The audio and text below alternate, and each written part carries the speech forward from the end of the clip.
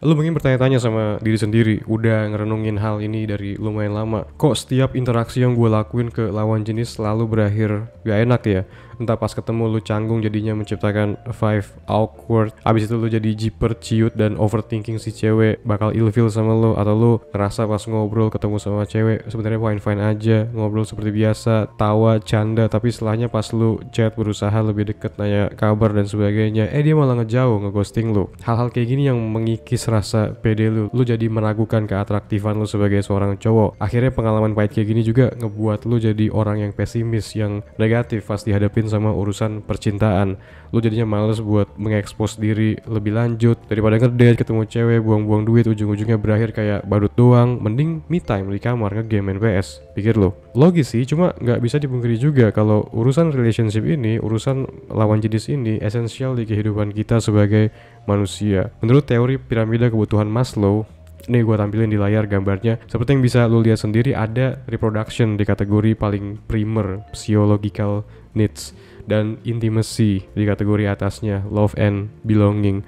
Keduanya nggak lepas dari gimana interaksi lu sama cewek, sama lawan jenis. So, keputusan yang nekat juga, gue nggak bilang ini sebagai keputusan yang salah, karena suka-suka orang mau ngelakuin apa. Gue bilang ini keputusan yang nekat dengan lu sepenuhnya abstain, menyerah di urusan ini. Atas dasar itulah di video kali ini gue akan nge-breakdown 5 alasan yang paling masuk akal yang jadi penyebab kenapa sulit banget buat lu untuk bisa deket sama cewek, ngedate mungkin, menciptakan momen dan kenangan yang indah. Gue juga akan sekalian kasih tips yang bisa lu lakuin supaya bisa improve di masing-masing area. Langsung aja mari kita masuk ke presentasi yang udah gue buat. Let's go. Alasan pertama, lu terlalu menutup diri. Lu takut buat menginisiasi. Menurut gue sekarang kita hidup di era dimana mengutarakan interest secara frontal, apa adanya, belak-belakan ke cewek yang lu suka itu dianggap sesuatu yang aneh buat dilakuin. Gini contohnya, lu pergi ke mall, naik lift, kebetulan mall lagi sepi dan pas di lift, lu berdua doang sama seorang cewek yang atraktif banget di mata lu. Naluri dan insting lu udah nyuruh buat say hi, berkenalan, kali aja dapat nomornya kan. Tapi lu milih nggak ngelakuinnya karena takut dicap aneh, takut dilihat sebagai creep, takut mungkin ini cewek udah punya cowok atau udah punya suami. Jadi daripada nanti berakhir aneh, lu menipu diri pura-pura nggak tertarik, nunduk main HP sampai akhirnya si cewek ini keluar dari lift. Gimana kalau seandainya si cewek itu single? Kalau seandainya si cewek sebenarnya ada ketertarikan juga sama lu, tapi gengsi untuk inisiasi obrolan karena emang bukan nature dari seorang cewek untuk memulai obrolan duluan.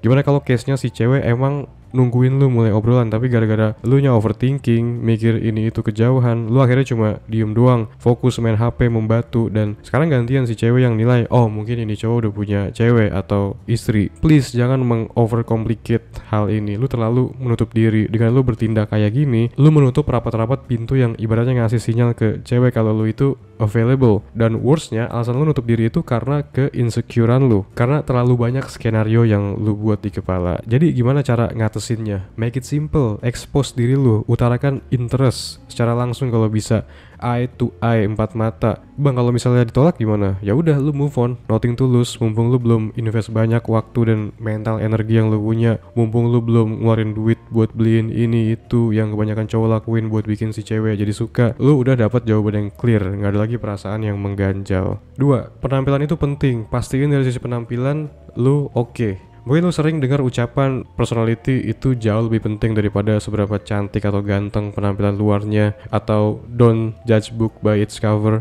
Tapi sayangnya realitanya kita manusia judge books by its cover.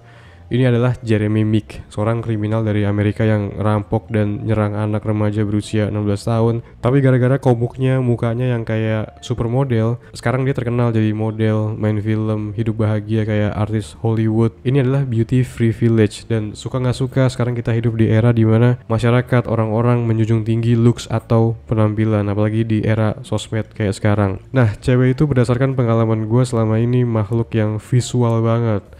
Personality mungkin dikesampingin, yang penting lu enak dilihat dulu. Tapi bisa jadi itu berlaku buat cewek-cewek yang berumur 18 sampai 25. Buat yang 25 ke atas karena udah mungkin dikejar nikah, mungkin dari sisi looks jadi agak dikesampingkan dan lebih nyari yang secara karir, finansial, masa depan lebih terjamin. Tapi tetap looks jadi kesan pertama gimana cewek menilai lu. Kalau looks lu berantakan, acak adul, kesan pertama lu di mata cewek ya negatif. Kalau looks lu rapi, bersih, kulit terawat, kesan pertamanya ya positif. Apa yang bisa lu lakuin untuk improve dari sisi look? Kabar baiknya pasti selalu ada yang bisa lu improve, terlepas dari kayak gimana genetik lu. Fokus ke hal yang bisa lu kontrol, dari mulai fitness lu dulu deh. Misalnya lu kegemukan, cabi, lu diet, turunin berat badan. Atau misalnya lu cungkring, kekurusan, ya lu naikin massa otot, olahraga, nge-gym, makan yang clean, bersih. Pastiin lu bisa mencapai level body fat yang gak lebih dari 15% supaya jawline atau tulang rahang lu nampak. Dan ini bakal ngebuat muka lu jadi terlihat lebih atraktif dibanding yang cabi, pipi tembem karena tertimbun sama lemak. Skincare juga jangan lupa, face wash minimal 2 kali sehari, pagi dan malam sebelum tidur. Pakai baju yang fit sama badan lo. Intinya lo harus suka dulu sama penampilan lo pas lo ngaca, karena ini berpengaruh banget ke gelagat lo nanti pas di depan cewek. 3. Lu pecandu PMO dan pikiran ngeres lu ini tercermin di gelagat lu. Oke, yang ini udah jadi rahasia umum bagi para pecandu akut PMO. Udah terbukti secara ilmiah kecanduan PMO mengubah tatanan senyawa kimia yang beredar di otak lu. Hormon dopamin dan serotonin jadi lebih aktif, tapi nggak natural aktifnya. Dan gara-gara ini lu jadi rentan mengalami social anxiety, kecemasan berlebihan. Kebiasaan PMO ngebuat otak lu jadi terseksualisasi banget. Yang lu pikirin itu jadinya gimana caranya supaya lu bisa terus dapat kesenangan instan. Pikiran tubuh wanita, dan jangan heran ketika akhirnya lu berhadapan secara langsung sama cewek, lu nggak bisa nyembunyiin fantasi liar lu ini, dan ini secara nggak langsung terpancar dari style lu, dari gelagat lu pas berkomunikasi sama si cewek. Cewek bisa tahu, cewek itu sensitif banget, bisa mengendus apa sih yang jadi niat utama lu. Mungkin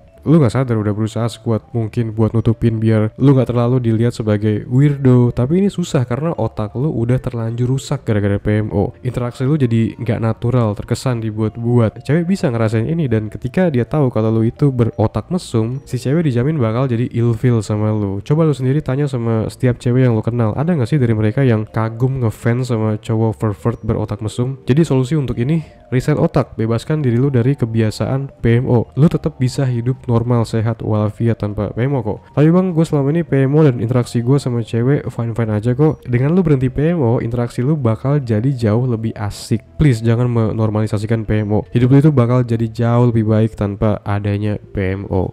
Hey, sebelum kita lanjut, buat lo yang belum tahu, gue nulis ebook panduan lengkap berhenti PMO. Terutama buat lo yang mau terbebas dari kebiasaan kotor ini, yang pengen sehari-hari pikirannya jernih, jadi lebih semangat buat ngelakuin hal yang sulit, dan gak terganggu sama hasrat buat ngelakuin PMO. Gue pengen lo klik link di deskripsi untuk dapetin ebook ini. Ebook ini gue jamin bakal ngasih lo ilmu yang gak bakal lo temuin dimanapun. Link ada di deskripsi.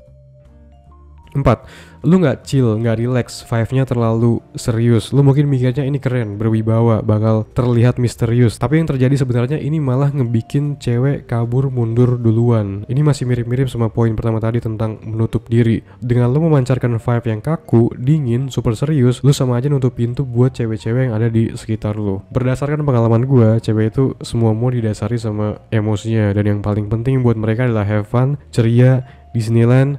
Jadi kalau lu pengen cewek mau deket-deket sama lu harus memancarkan aura yang fun, friendly, relax, chill, santai. Gak ada trik-trikan di sini. Intinya ya lu jadi orang yang berbaik hati aja sama orang lain, gak cuma ke cewek cantik aja, tapi juga ke semua kalangan, orang tua, anak kecil, cowok, siapapun itu. Gimana contohnya? Contoh yang bisa lu lakuin kayak gini. Misalkan lu ke coffee shop ngerjain tugas di sana pakai laptop. Jangan terlalu kaku, serius, melotot ngeliatin laptop terus-terusan. Terus pas bayar kopinya, misalnya kasirnya itu cewek, ya lu senyum ke mbaknya sambil tatap matanya, atau ngejok sedikit mungkin biar suasana cair. Gua ngerti ini sulit dilakuin buat lu yang introvert, tapi act of kindness simple kayak gini lah yang bikin cewek itu tertarik. Nah, yang kelima dan yang terakhir, lu itu tukang pamer, suka meninggikan diri sendiri. Terakhir, cewek gak suka sama lu karena lu orangnya tukang pamer. Lagi-lagi karena cewek itu sensitif, mereka bisa ngerasa kalau lu over pamer dalam suatu hal. Hal yang paling bikin cewek cringe itu adalah ketika lu berkoar-koar meninggikan diri sendiri, nyeritain prestasi yang bikin lu bangga banget, atau seberapa mahal iPhone, mobil, atau laptop yang lu punya, atau seberapa tinggi gaji, karir, jabatan yang lu pegang. Cewek di sini ngelihatnya lu lagi berusaha membuat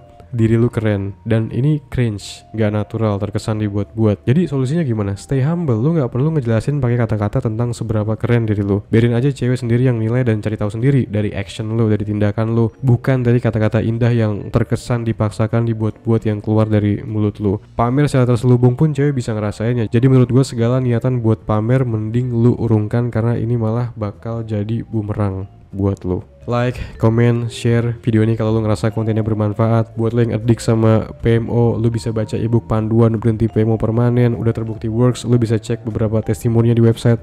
Atau kalau lu tertarik buat konsultasi one on one sama gua melalui video call atau email, lu bisa juga cek link di deskripsi. Kita ketemu lagi di konten selanjutnya. Bye bye.